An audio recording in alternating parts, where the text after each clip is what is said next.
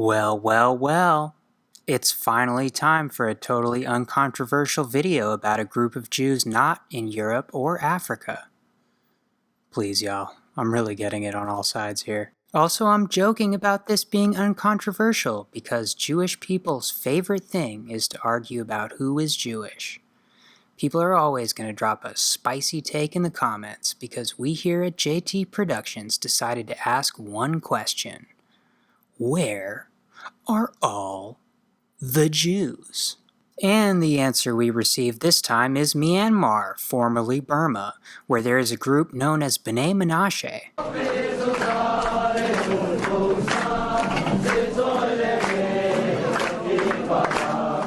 I heard from my mother, and my mother told me that you must depend on our forefather Manasseh.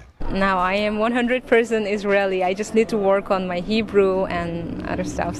It's normal that we go to fight in Israel. It's a duty to defend the country of our origins. Our forefathers are coming from the land of God, which is called Zion. We don't feel different. Even though we look different, we don't feel different. As a Jew, I strongly believe that I am part of Israel.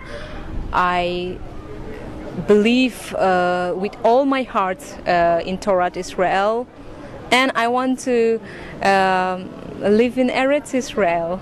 Bnei Menashe, also known as the Shinlung, come from the Chin, Kuki, and Mizo ethnic groups, primarily, collectively known as the Zo people, but there are also the Himar, Zomi, Kachin, Shan, Karen, and other groups of the region.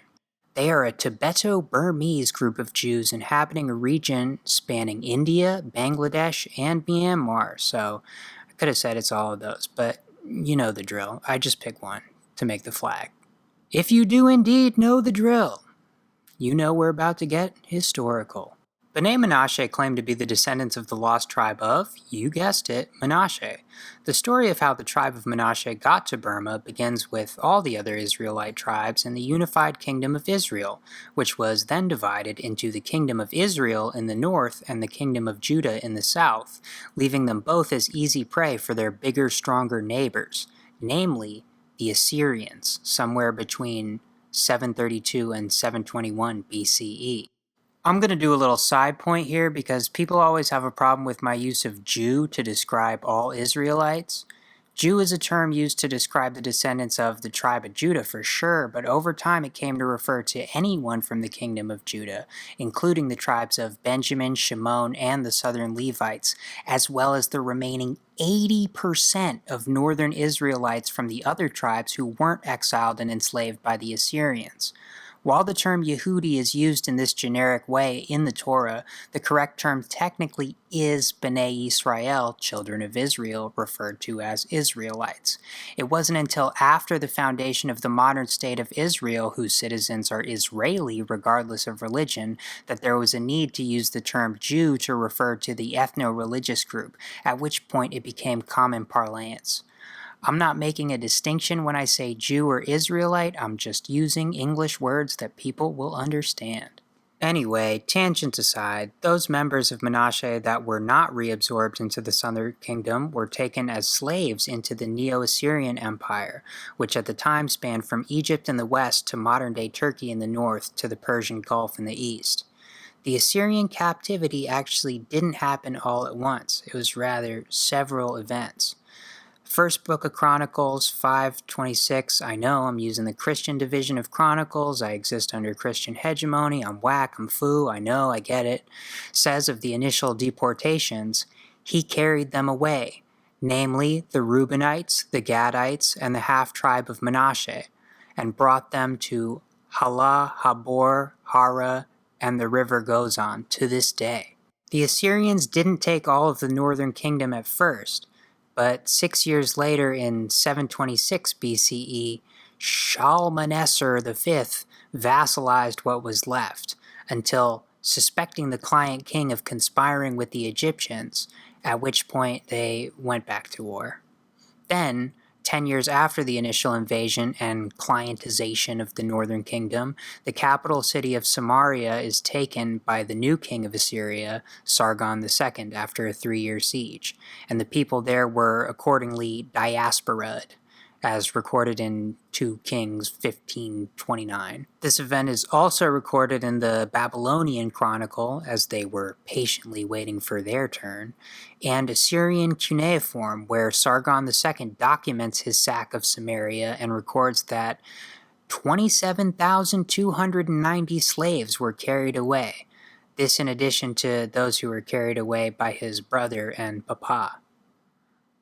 Also, I don't want to harp on this point, but the second book of Chronicles, I know I'm phony, mentions many members of the tribes who weren't enslaved as being present in the kingdom of Judah after this first diaspora. While not all the members of the lost tribes were lost, Sargon II seems to have bit off more Jews than he could chew, because he began deporting them from the Assyrian Empire to the east. Unlike the Jews of the next diaspora, the Babylonian one, who were eventually allowed to return after Cyrus the Great, what a great guy, most of these Jews, or Israelites or whatever, never returned. Hundreds of years later, once the kingdom of Judah was reestablished, before the next diaspora, the next diaspora, the Roman one I mean, there are rabbinical sources wondering what happened to these Assyrian deportees. So now we move on to the oral history of Bnei Menashe.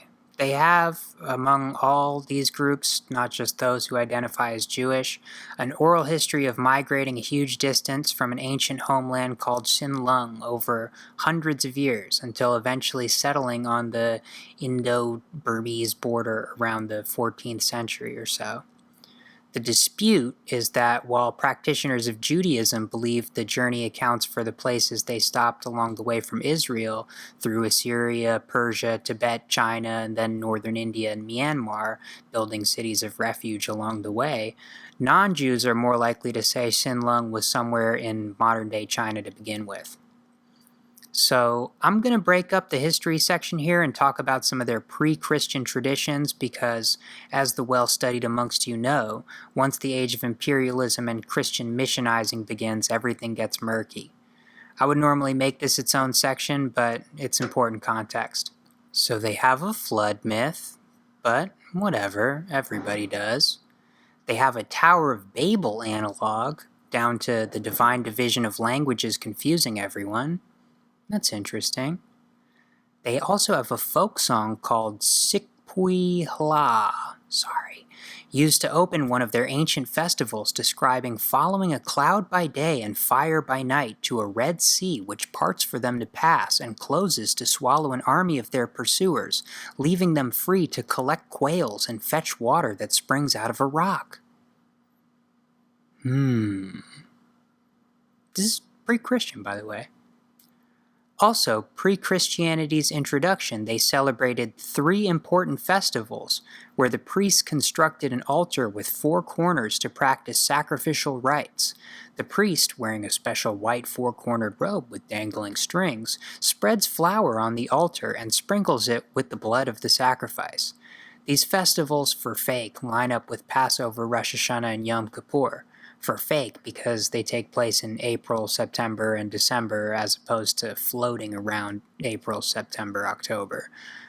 This all would suggest maybe some early contact, as Christians and the majority of post-Second Temple Jews don't do the animal offerings. There are also sources that say they observed kashrut, kept the Sabbath, and practiced circumcision after 8 days, but I couldn't find any sources from the area's non-Jews corroborating that this was a pre-Christianity practice, so grain of salt all that. Now, most of this pre-Christian info comes from a group called the Himars, hope I'm saying that right, who, if I understand correctly, are a smaller group under the greater Zoe umbrella. The thing that sparked all the interest in the first place is there is a legendary Himar ancestor called Manmasi, who they believe to be Menashe. Okay, had to get that out of the way. Back to history. When Christians showed up, the shared canon made them easy targets for the missionaries, as many previously Jewish groups who didn't embrace Islam ended up being. There were other Jews around, but Jews are never a dominant group and don't proselytize, so Christians get the jump. Even so, under the British Raj, Baghdadi, Cochin, Bnei Israel Jews, the Indian Jewish community, not all the Israelites, came to Myanmar, although they had little to no contact with Bnei Menashe. These groups also had a very significant history in Myanmar, with large populations in Mandalay and Rangoon, which was the previous name of Yangon. The Baghdadi Jews established a synagogue in Yangon in the 1850s, which is still standing to this day. There were others that didn't survive, as well as Jewish schools and a Jewish cemetery that's still there with about 700 graves. The community was so large that Rangoon and Pathian both elected Jewish mayors in the early 20th century. Wow! Everyone was intermarrying with everyone, which leads me to a cool side story. Louisa Charmaine Benson, who was born to a Cochin Jewish father and a Karen woman in Rangoon in 1941. She's not so related to this story, so I'm going to power through, but she's way too cool to not mention. She is a 2-time Miss Burma beauty pageant winner and led the 5th Brigade of the Karen National Liberation Army, the military branch of a separatist group which has been trying to form an independent state for Karen people to this day. Myanmar is full of little ethnic groups on the verge of balkanization, which was encouraged by the British. Louisa was big Karen, not Jewish, except by ancestry, but cool story, huh? That aside, back to Bnei Menashe. In 1951, amidst a wave of religious revivalism, a tribal leader had a dream about the ancient ancestor Monmasi being Menashe, Shinlung being Israel, and the Kuki, Mizo, Chin, and all the other Tibeto-Burmese ethnic groups being Jews. Now, it's one thing to proclaim, it's another to practice, but practice they did. In almost isolation, from other Jewish groups, they adopted, or readopted, kashrut and other practices and kept it up for over 30 years. The community kept growing. According to the leader of Bnei Menashe in Imphal, Tongko How Aviel Hang Shing, I'm so sorry. Once local translations let the people begin to study the Bible for themselves, they, quote, found that the stories, the customs, and the practices of the Israeli people were very similar to ours, so we thought that we must be one of the lost tribes. It wasn't until 1983 that they successfully made contact with broader Jewry. They had sent a letter to the Prime Minister of Israel in the 70s, but an unsolicited letter to a politician turned out about as well as you might expect. However, the current reconnection is all thanks to an insurance saleswoman named Zaithanchungi. Sorry. She apparently was a relative of one of the first readopters of Judaism who had traveled out on foot from this remote border region to find the Promised Land. This relative was unsuccessful, but Zaithanchungi, followed their footsteps metaphorically and traveled to Israel to investigate the connection. She met Rabbi Eliyahu Avihail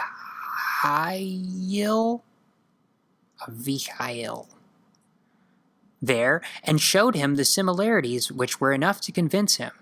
He went to the area and was convinced. He did what he could with his limited resources, but to achieve broader recognition, you need a determination to do whatever it takes. An advocate should hypothetically be someone who has the steadfast will required to, forge your ex-wife's signature to hypothetically steal a huge amount of money from her dad if it hypothetically came to that. Well, it hypothetically did come to that, when in 1997 a guy named Michael Freund read a letter while working in the communications department of the Prime Minister's office. He read their heartfelt letter and said, "That's nuts," and tried to forget about it. But he didn't forget about it. And then he responded. And then he went to the area. And he was convinced. A bunch of stuff happened. He got into it with Rabbi Avichayil and then founded his own organization in 2002, funded with money he has since been found guilty of embezzling from his wife or something. I don't care. He might have slimed some people, but he did the job of getting people to notice. And notice people did, to the point where in 2005, Bnei Menashe were approved as a lost tribe after completing conversion by the chief Sephardi rabbi.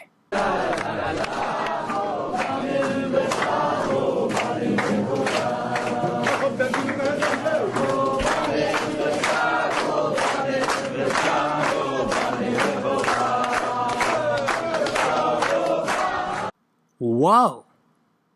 And this guy sucks, for the record, but I guess on this issue we agree. Asian Jews? Pretty cool. With rabbinical approval, 1,700 Bnei Menashe moved to Israel in 2006. However, the majority didn't want to go, just wanted acknowledgement. And it seems like they got it. Here's a kooky Siddur. Cool. I found an interesting article from 2006 about the Indian government being concerned about conversions, even though these weren't conversions per se, just formalizing Judaism. The article is written by a Hindu author who's upset that the government is speaking up about Christians converting to Judaism, but not willing to take on Christians missionizing Hindus. Not extra relevant, but I read it, so I wanted to mention it. So, practices. I covered the pre-Christian practices earlier because their current practices are not that interesting, TB-so-H. Most Mizo, Kuki, Chin, Hamar, etc. practice Christianity, but those who are Jewish have mainly embraced Orthodox Judaism. Now we have our synagogues. We like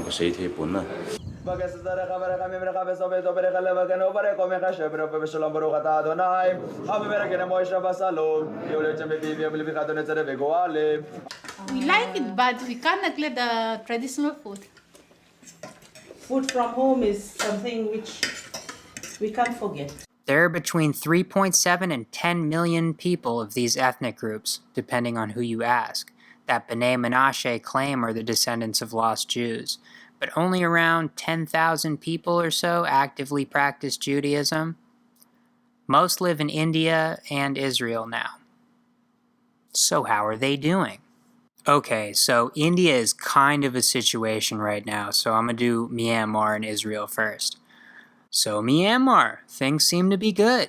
They seem content to stay there and be Jewish where they've been for the last however long or so. The first official Menashe synagogue opened in 2011, although they had many unofficial ones prior, whatever that distinction might mean. Israel. They look happy enough to be there. And if they're happy, I'm happy for them. But every now and then, you get a story which I don't like this. You play nationalist games, get nationalist prizes. You fools. Also, they're pretty poor, which, I hope smooths out over time.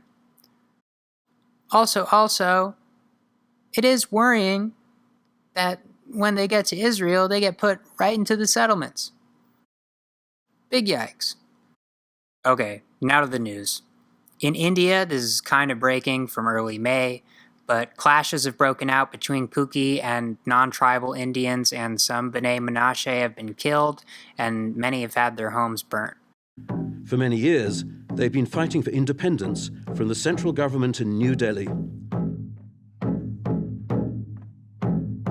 Although some have been Christianized, the Star of David is still on their flag. Indeed, references to their ancestral Judaism are to be found everywhere, as is the claim of deep ties with the State of Israel. The Kuki have long had separatist struggles with the government and surrounding people, going back at least to a war with the British in 1917, and then siding with the Japanese in World War II, and then fighting a low-level conflict from Indian independence till it flared up again in the 80s, intensified in the 90s. There was a ceasefire agreement with the Indian Army in 2005, but it seems like clashes with the local Meitei people who make up the majority of the population of the state of Manipur have started again. In March, the local government withdrew from the ceasefire agreement and began evicting people. It's bad. I might do a separate video on this.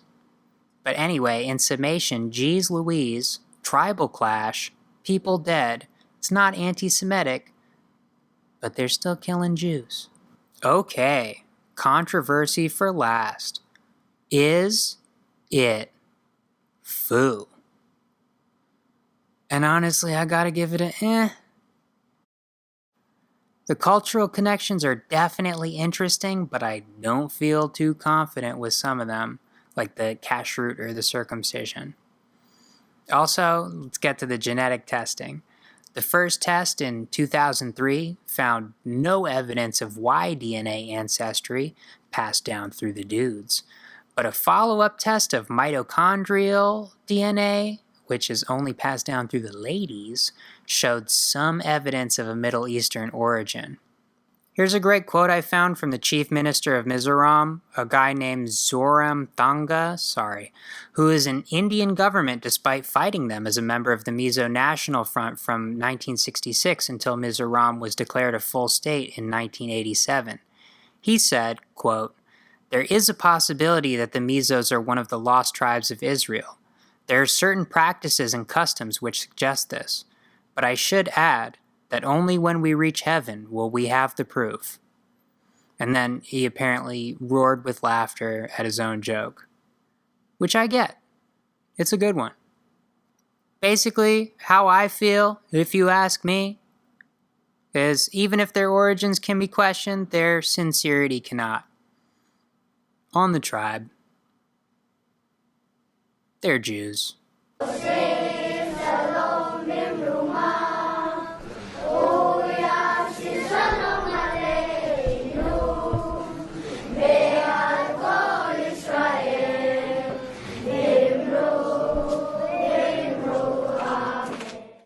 So, a little fun fact I didn't know where to put.